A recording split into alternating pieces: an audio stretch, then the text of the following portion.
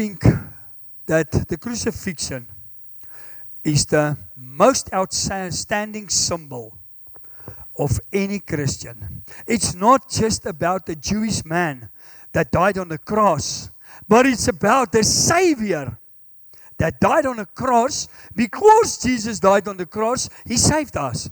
He took our sin away. When the first Adam, the Bible says the first Adam sinned, and the second Adam came to take away our sin.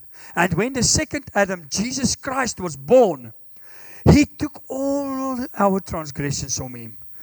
Just think about when it became darkness, all the sin of the whole world, yesterday, today, and tomorrow, was put on Him.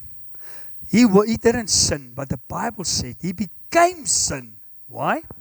So that we can be the righteous of God. Because of Him and His crucifixion, He made us righteous. We are not righteous. When are we righteous? When we are in Christ. When we are under the blood.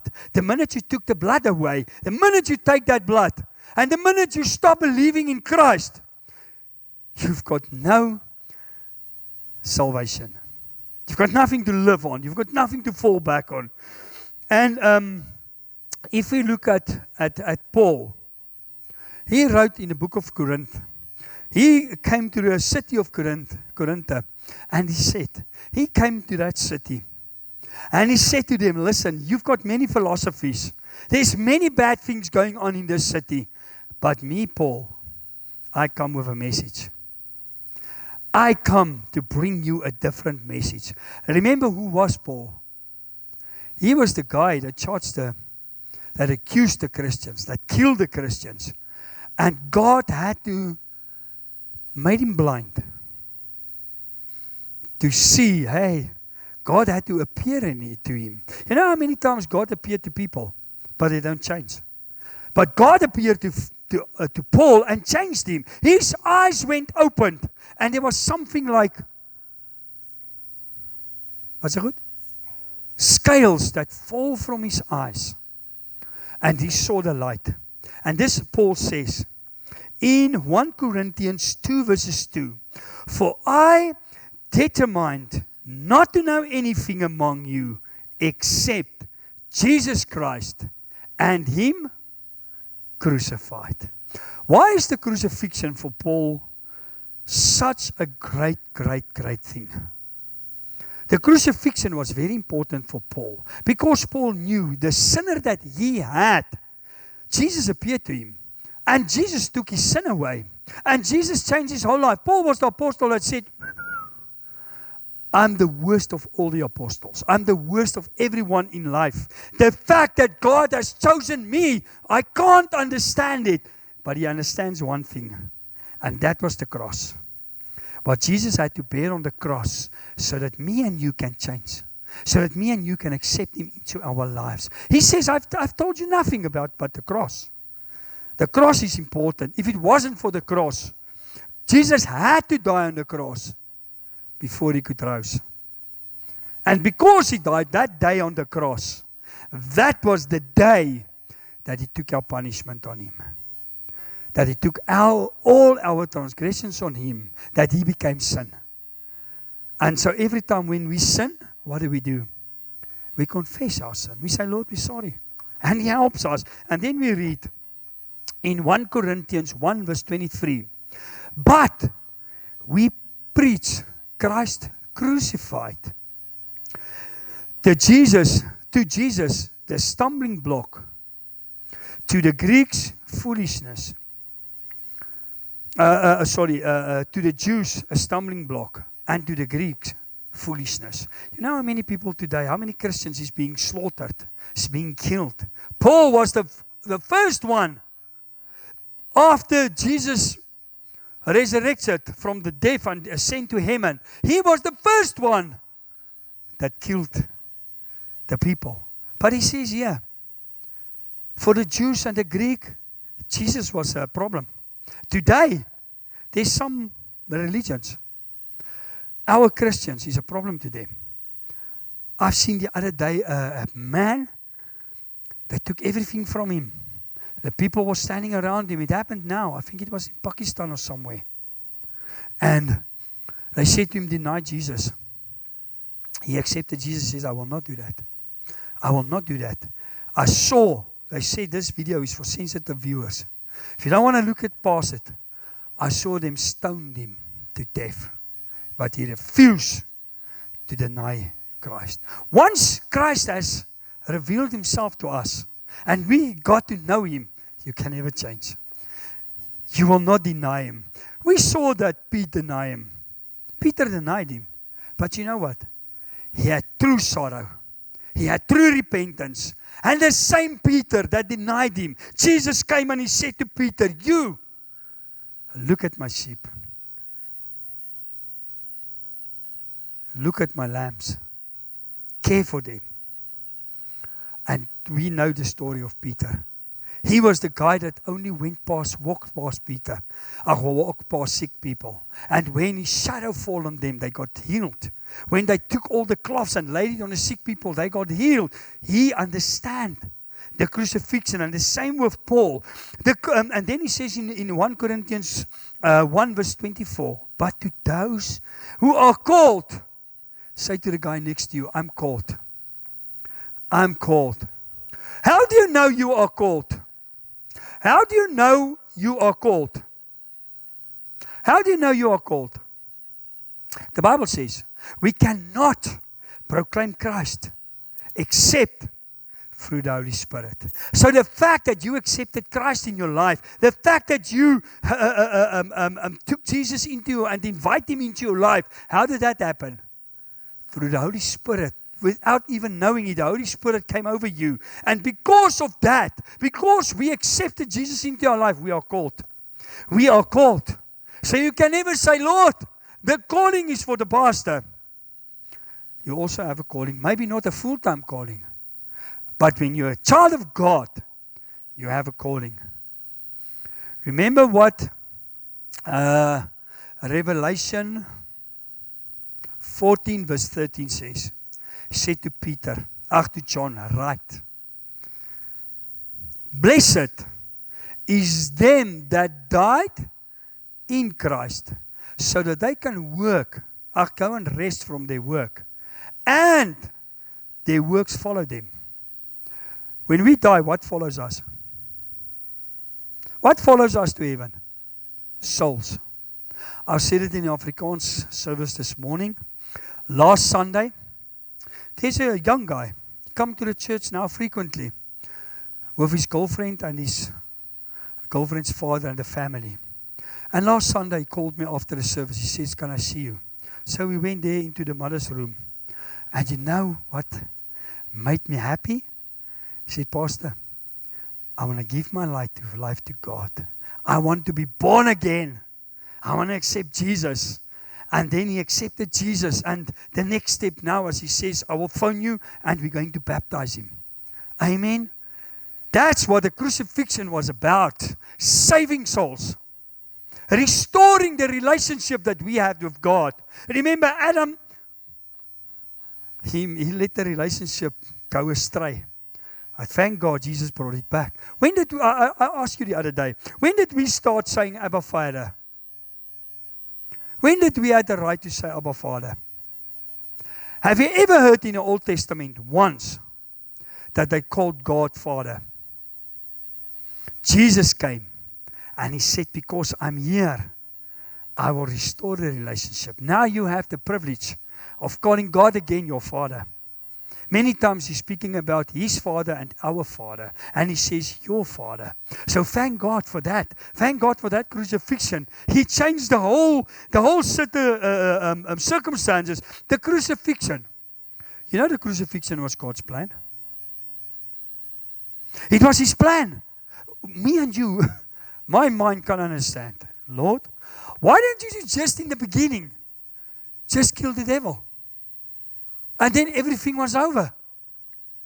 But why didn't he do it? Why didn't he kill the devil in the beginning? When Adam and Eve sinned, then they would have been gone forever. So now he said from the beginning, I sent my son. John 3 verse 16 says, so God so much, for God so loved the world that He gave His only begotten Son, that whoever believes in Him shall not perish. That perish is not in this body. Yeah, this body also. But first, to go to hell. But will have everlasting life. And then He says in verse 17, but for God did not send His Son into the world to condemn the world, but that the world through Him must be saved. And the minute we take Jesus out of our lives, we're not through God. You know, there's a new thing in the world going on now. They talk about a one religion. They say we all serve one God. We've got problems. We all serve one God through one man, Christ. The minute you took the cross, or you take the cross away, then Jesus died for nothing, and God will never allow that. He says there's only one way. Hebrews 14 verse 6, I am the truth, the way, and the light. No one comes to the Father except through Him, except through Jesus Christ. So God had a plan. 1 Peter 1 verse 19, but with the precious blood of Christ, as of a lamb without blemish and without spot. Remember, in the old covenant, we needed every day, we needed to present a lamb, a goat, something. Then God, without any, without blemish and without a spot, He must be the perfect lamb. But because we had to do it every day, God sent Jesus, how many times? Once. Only once. Because He was the perfect lamb. He was the lamb without a spot, without a blemish, without the wrinkles, nothing. He never ever sinned. And then He says, verse 20, He indeed was foreordained before the foundation of the world, but was manifest in these last times for you. For you. He was ordained before the world was there. He was already ordained. God knew what was going to happen. But He said, I already have a plan. Satan, when you rebelled against me and you took a third of the angels with you, you thought you were going to destroy my children. Remember, why does the devil destroy us? Why do we want to destroy you? Because you are God's children. We are God's children. God loves us a lot. That's why He sent His Son. The devil can't understand. How can a God send His precious Son to die for all us? Why? He created us. He loves us. The Bible says nothing can separate me and you from His love. So He sent His Son. He sent His Son, this best, so that we can have eternal life. And then He says, who through Him believe in God? Who? Through Him believe in God, who raised Him from the dead and gave Him glory, so that your faith and hope are in God. So what did Jesus come to do? To restore the relationship with God, so that our faith and hope can come back to God, that we don't need offers. Sometimes, I think in the Old Testament, because they brought the offers the whole time, they think the offer can save them. Remember when Saul didn't listen? And the prophet said to him, listen here. What did I hear? Blah. Remember, he said, I hear the cattle. What did you do? Oh, sorry. And then he wanted to give an offer. He wanted to present an offer to please God. And God said, it's obedience, not offering. But thank God for that offer. That offer. Not this cross, the true cross. You know what was so sweet? Wayne, I was here at the church Wednesday, busy preparing the fire here for the evening prayer, and Rachel came to me, and your Elmarie and Storm was standing here, and Rachel came. She took my hand. She says, "Come with me." I thought, hey, her mom will think there's something wrong with me. Where does this child take me now? And she took me to that cross outside. And she says to me, "Pastor, is this the cross where Jesus died on?" I said, "No, Rachel. His cross was bigger." She said to me, "Oh yes, his cross of the 3 crosses his cross was the biggest. And she started teaching me about Jesus' cross. I was amazed. I said, Lord, thank God for parents that still teach their children what the cross is about. What the cross is about. And she was so excited. When she finished, I was excited. I said, Lord, she changed my heart. Thank God for children that lead us to heaven. For children that change our hearts. And here he says, through him believe. And then he says in Ephesians 1, verses 4 to 7, just as he chose us in him before the foundation of the world. You were chosen without realizing it. Sometimes the devil comes and he says, oh, I'm not good enough. I can't make it. Lord, I'm the black sheep of the family. You know, who's that group? They used to sing that one song. I can't remember what it says. I used to love that song when I was younger. What was that? I don't know what that group's name is anymore. Of course, I don't listen to it anymore. But I'm the black sheep of the family. Sometimes we think, Lord, you have forgotten my address. Father, you have forgotten. Here God says, you were chosen before the creation of the world. God already knew your name. He says in Jeremiah 1, I called you. I have chosen you. I have appointed you. I have set you apart. Thank God, the fact that you are saved, that means that God has a plan for us. And he sent his son. And then he says, that we should be holy and without blame before him. How? In love. You know, sometimes we become children of God. Then we think. I remember, there was a guy in our church one day. He said, Pastor, I want to see you. And then he started talking about the congregation. And then he says a thing that upset me very much. He says, Pastor, remember, there's a few of us in this church. We are a step higher than the rest. I says, what Bible do you read?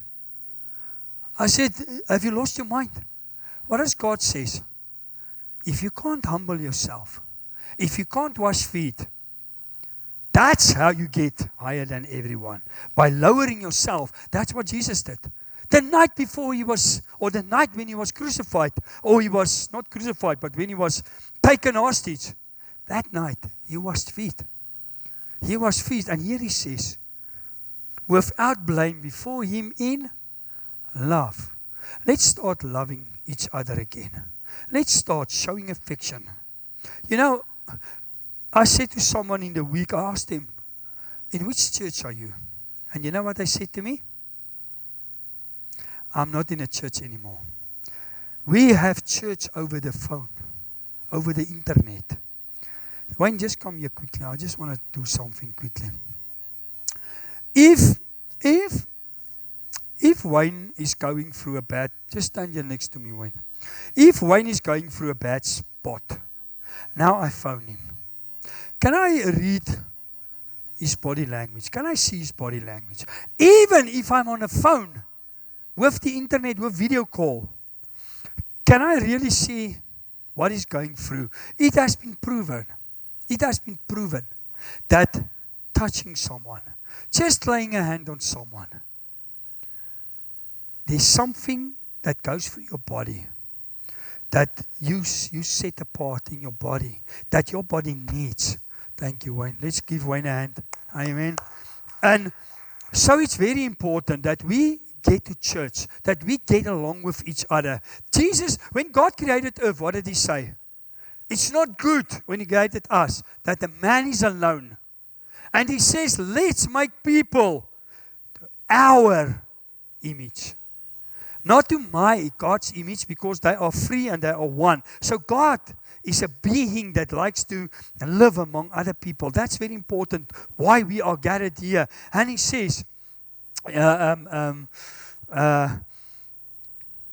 5, Ephesians 1 verse 5, having predestined us to adoption as sons by Jesus Christ to himself. He wants to own us, but how? With love. He was bruised, he was killed to bring love back to us, according to the good pleasure of His will, to be praised of the glory of His grace, by which He made us accepted in the Beloved.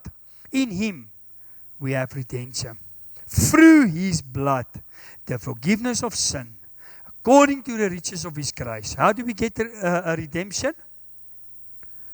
How do we get goodness? What does He say here? Through His blood, through His cross, through Him dying on the cross. If you take the cross and Jesus out of your life, you've got no meaning. You're on your way to which road? The hell. But praise God, we are on our way to heaven. And then we read, why was Jesus' crucifixion necessary? Why did Jesus have to come and send a Savior? Because we have too much sin. That's why when Abraham wanted to offer Isaac, God didn't want that offer, because Isaac was not pure. He was a human being like us. Only Jesus never sinned.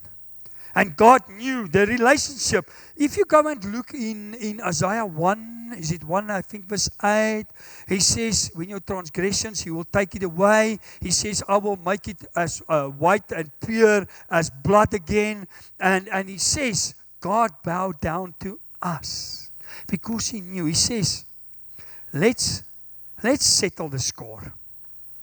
Let's settle the score. God says you can't do it because of sin. Now He sent a sinless man to save us. And then He says, why was Jesus' crucifixion necessary? First, because of sin. Because of sin. All have sinned. Except me. Who else didn't never sin? We all sin. Me.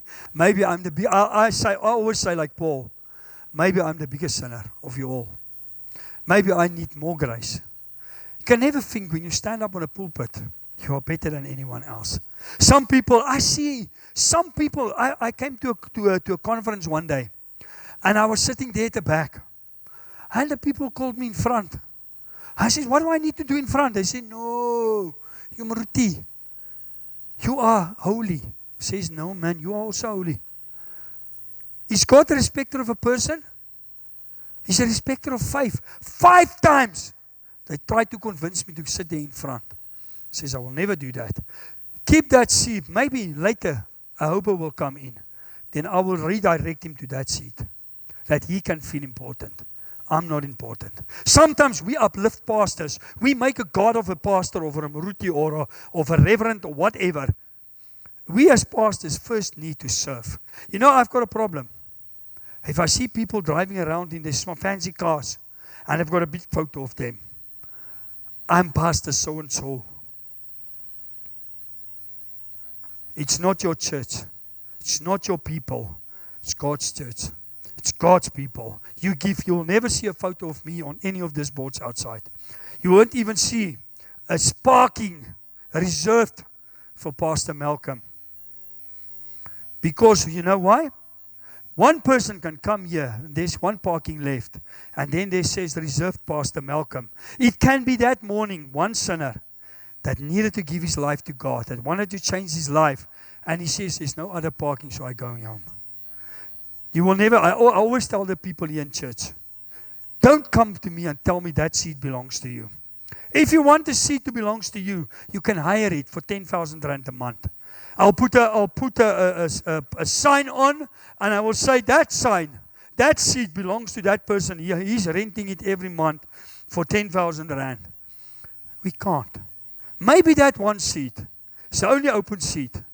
Now a guy wants to come in, and then they say it's reserved. We can't reserve seats for. I understand when we have big conferences, there's people that needs to preach and they must be reserved. I understand that. But here in our church, let's reserve the best seats for the Holy Spirit. And for maybe the hobo that comes in. Okay, now I'm off my that. I didn't want to say that. That's for free. You don't have to pay for that. Okay, because of sin, Romans 3:23. For all have sinned and fall short of the glory of God. All have sinned. And because of that, we don't have the glory. But when do we get the glory of God? He says, like Jesus got the glory after he was resurrected. When did Jesus also got the glory? What happened to him when he was baptized? The Holy Spirit came over him and become like a dove. And then Romans 6 verses 3 says, when we are baptized and we stand up in that water, we stand up a new creation in Christ. So we become like small Christians, like small Christ. So we got His Spirit inside of us. Then God's anointing comes over you like never before. And you also got His glory then. Why 1 John 1:8? If we say that we have no sin, we deceive ourselves, and the truth is not in us. Don't always just see other people's sin. Rather repent of your own sin. The second thing, why was Jesus crucified? God's love. What I read now, because He loved the world. And then we read in Ezekiel 18 verse 4. Behold, all souls are mine. What did He say? Only the people that was saved. Why all souls? He created all souls. Belongs to Him. And then He says, the soul of the Father as well as the soul of the Son is mine. The soul who sin shall die. But why don't we die? When does the soul who sin don't die? In the afterlife. Hear what He says, Romans 6:23. For the wages of sin is death, but the gift of God is eternal life in Christ our Lord Jesus. What a wonderful day that was. Because of sin, we were on our way to hell. But because of Jesus, we are on our way to heaven. What a wonderful day that was. We honor God for that day. The cross must be the heart of every Christian. The cross is important. Jesus on the cross, Jesus off the cross. I saw a cross where Mary was hanging on. I said to the people, hey, take off the Mary from the cross. Not Mary, Jesus. I said, Jesus is not on the cross anymore. Thank God He's not on the cross. But the cross is important. And then we read 1 Corinthians 6:20. For you were bought at a price. Therefore, glorify God in your body and in your spirit, which are God's. So what does He say here? You were bought with a price. Your body, my body, doesn't belong to me. What do we use this body for? What do we put in this body? For what sake are we using this body? Some people, they use this body to kill each other, to do whatever they can. But you know what? Because of us that are saved, I see there's a lot of stuff happening in town. Breakings and and I see everyone on the groups, they start saying, those people, those breakers, that's. We must start pray for them. Ask God to send that guy to your house, not to break in, but that you can save him. Ask God that we can make a difference in someone else's life and say, Lord, use us. Start praying for the sinners in town. Don't condemn them. Don't put fire. Because maybe I think they are also on the groups. And then the devil says, you see, the people that are worried. And you know what the people do? Number 1, Koolewinde Street. Number 1, Hans Marensky, they broke in. So what does the other thief see? Okay, there's an open door at number 1. We put it on the groups and then we wonder, what is happening? Ask God to give us wisdom. Ask God to spend time with us. Colossians 1 verse 19. For it pleased the Father that in Him all fullness should dwell. Where's your fullness? In Christ. Why don't we experience fullness? Because we don't understand the love of Christ. We don't understand the grace. We don't understand when He died on that cross, He brought the fullness back to us. He took it away from the devil because He overcome. And then He says, and by Him, Christ, to reconcile all things to Himself. So your sin was reconciled. Your disability was reconciled. Your low self-esteem was reconciled. The fact that you were the black sheep of the family, you don't need to say that anymore. You don't need to say that anymore. It was reconciled. And then he says, by him, whether things on earth or things in heaven, having made peace through the blood of the cross. Where's your peace? Through the blood of Jesus Christ on the cross and off the cross. Not only on the cross, but the cross is where everything started. And you once were alienated and enemies in your mind by wicked words, yet now he has reconciled. Thank God we're not enemies of God anymore. We are his children now.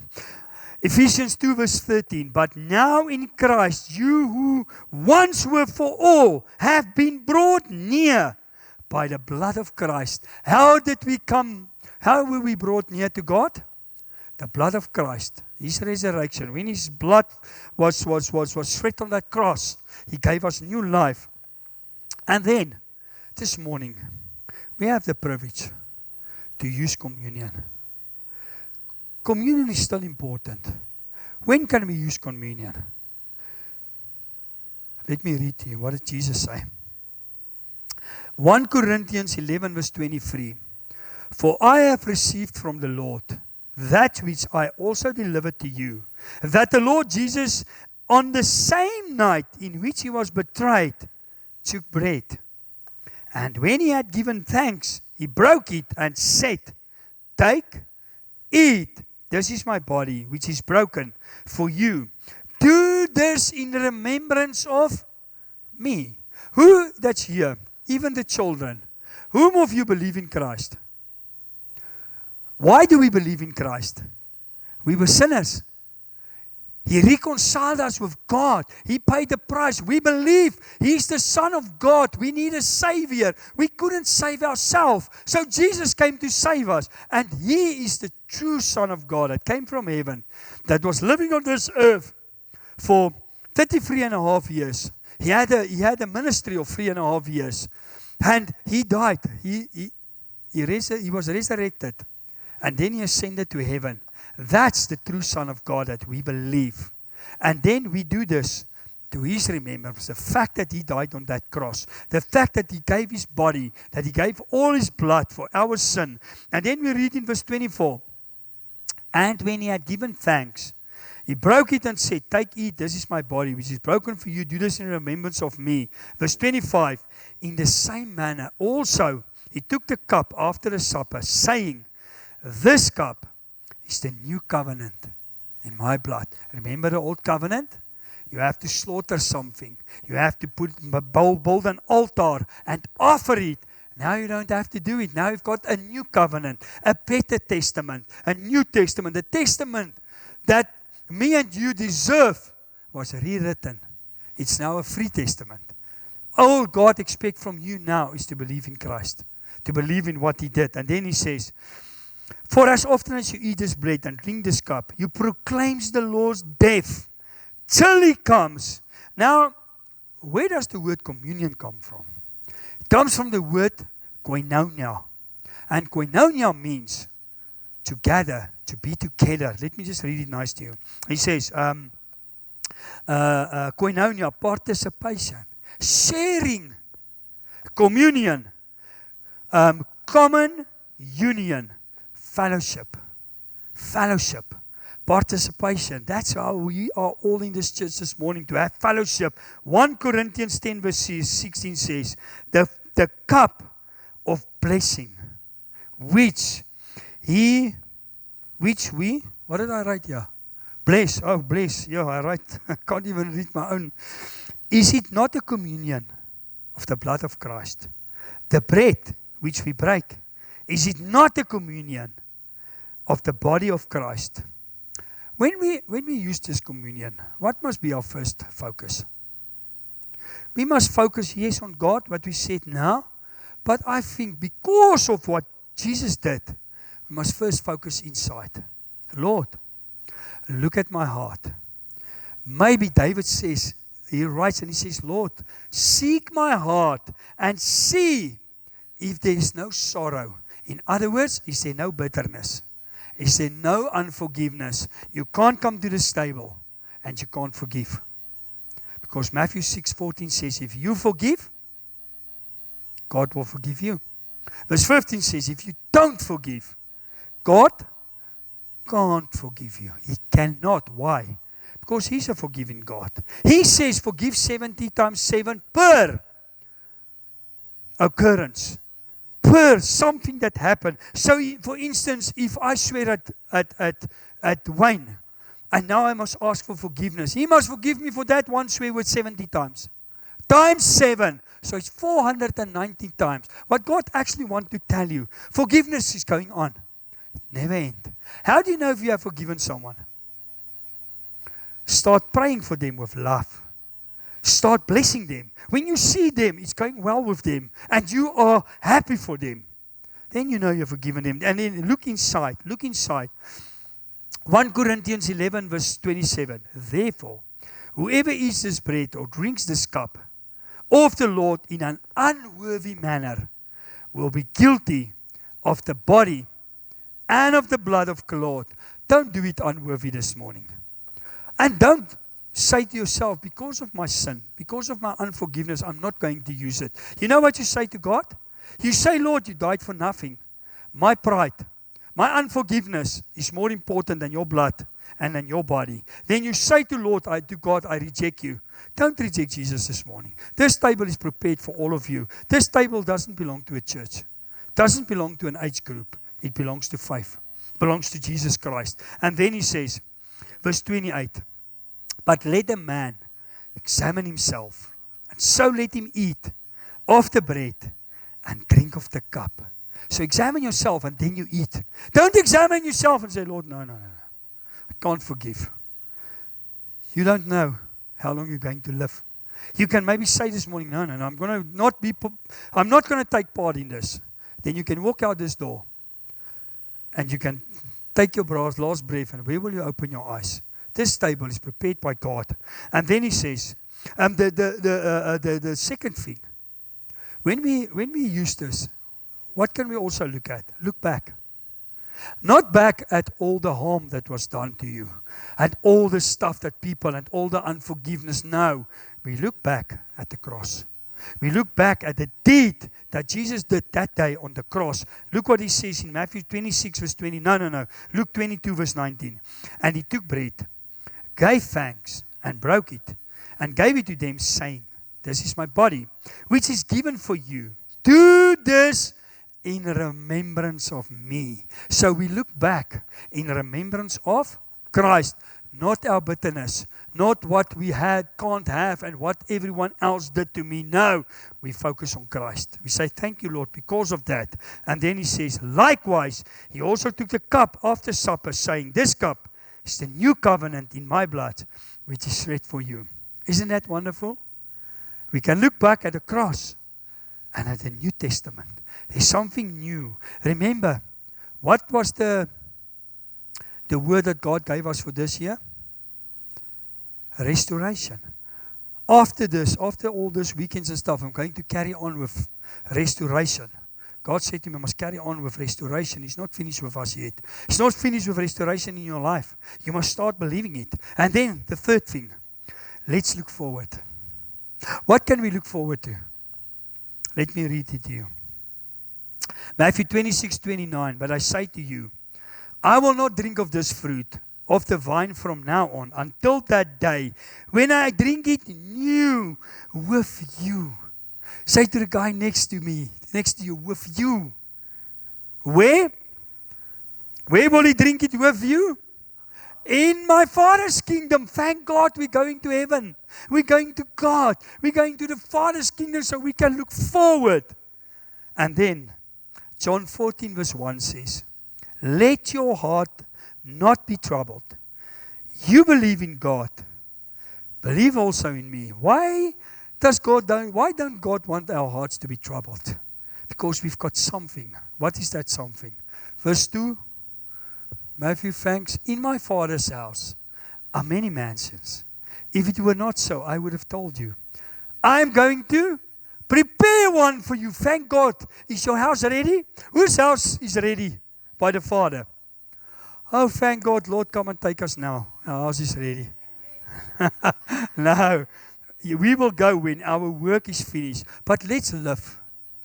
Let's live with an expectation to live long.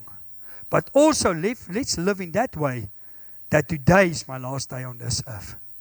God is preparing a house. Why? Verse 3.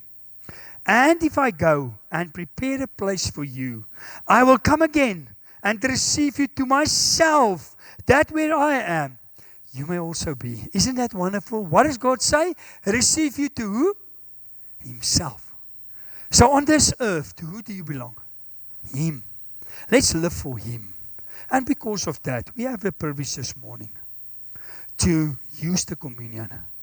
I've told you now about the communion. You are all welcome.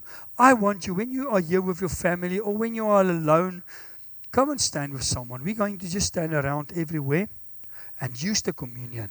When you take this little bread, you say, Father, thank you. It's not this bread, but this bread remind me of what you have done.